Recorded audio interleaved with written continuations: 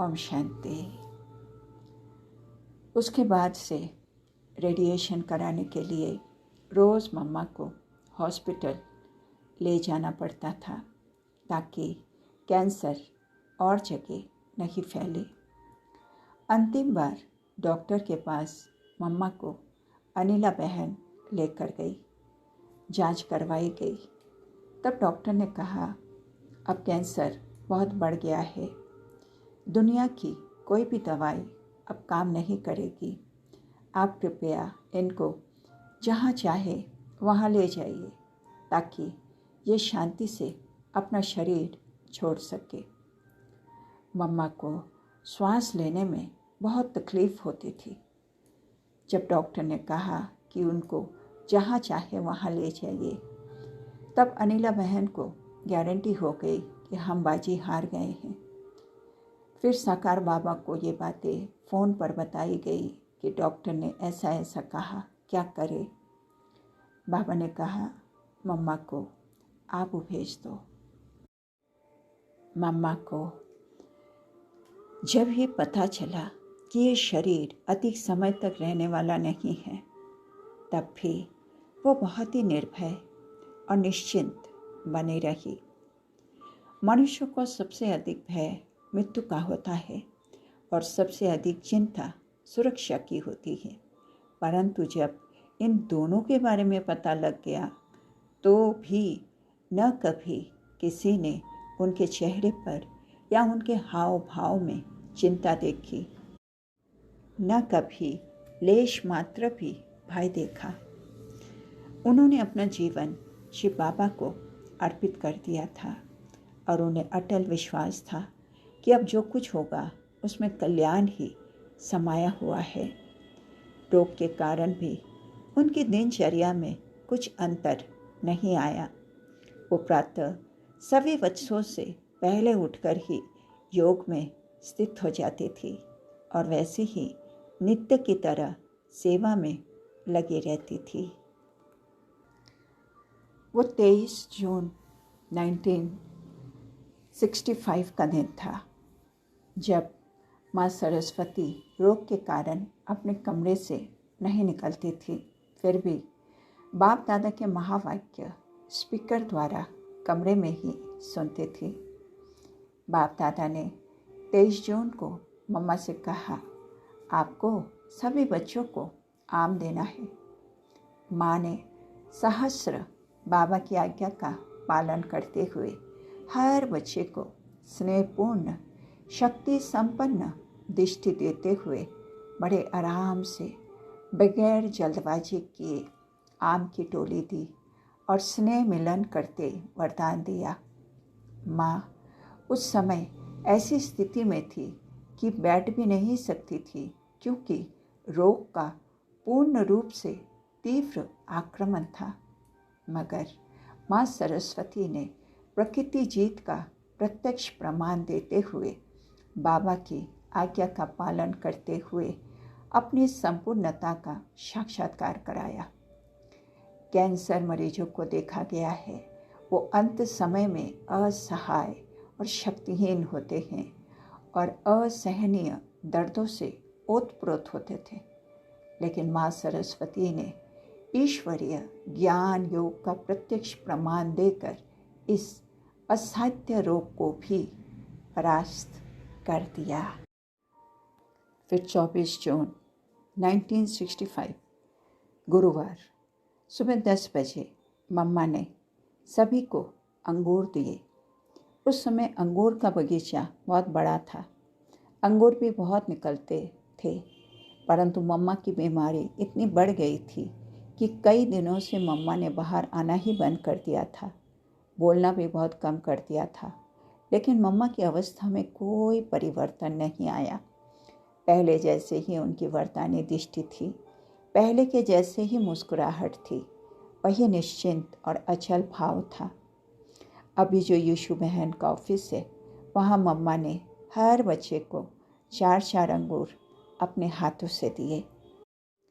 ये भी मालूम होते हुए भी कि वो थोड़े समय की मेहमान है या इसके बाद ही वो प्रस्थान करने वाली है, उनमें कोई व्याकुलता देखी नहीं गई।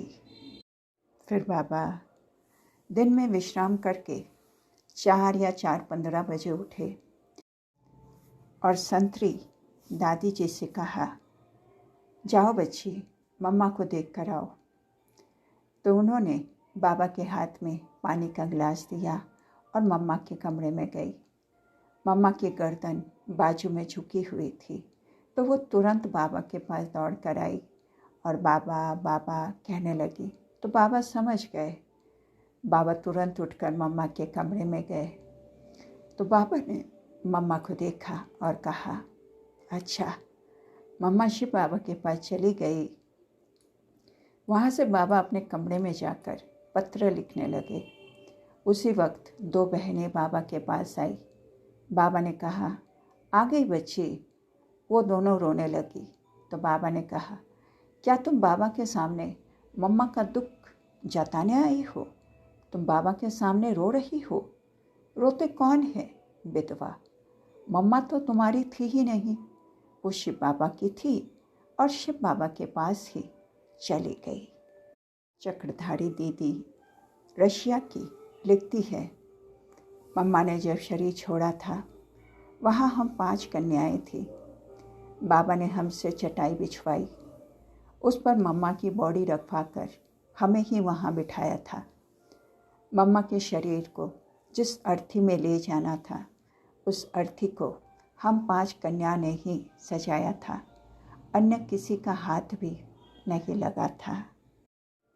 फिर अगले दिन दोपहर को मुरली समाप्त करने के बाद माँ को मधुबन धरने से विदाई देने का प्रोग्राम था।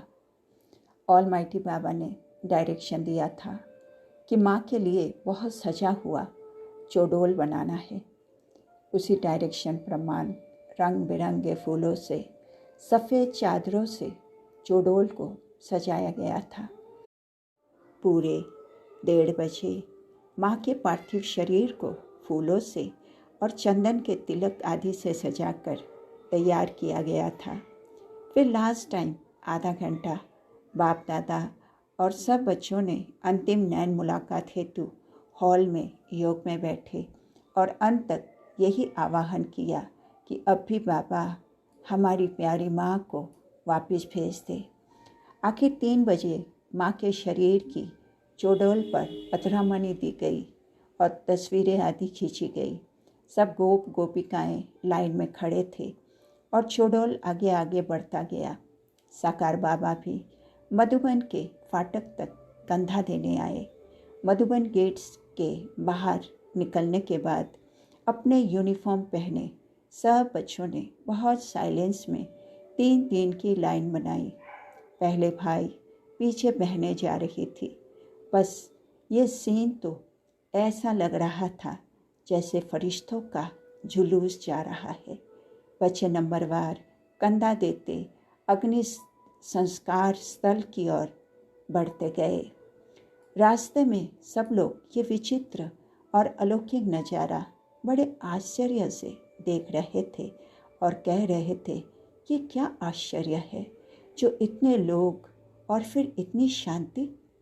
आखिर तो रास्ता तय करके उस स्थान तक पहुंच गए जहां अंतिम क्रिया करनी थी। वहां भी सब योग में बैठे रहे और दूसरी तरफ प्रबंध होता रहा।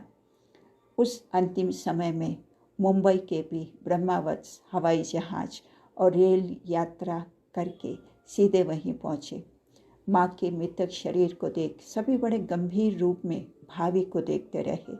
साथ में बहुत फूल और चंदन आदि भी लाए थे। आखिर वो समय भी आ पहुँचा जो माँ के चौडोल पर लकड़ियाँ रख दी गई।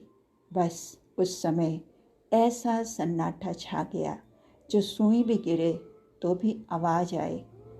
अब तो सबको निश्चय हो गया था कि अब माँ स्थूल वतन से विदाई ले रही है।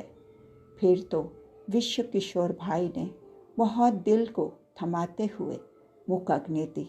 बस अग्नि ने सब कुछ 5 तत्वों को अर्पित कर दिया। फिर सब शांति में लाइन में ही मधुबन लौट आए। शुक्रिया पापा। ओम शांति।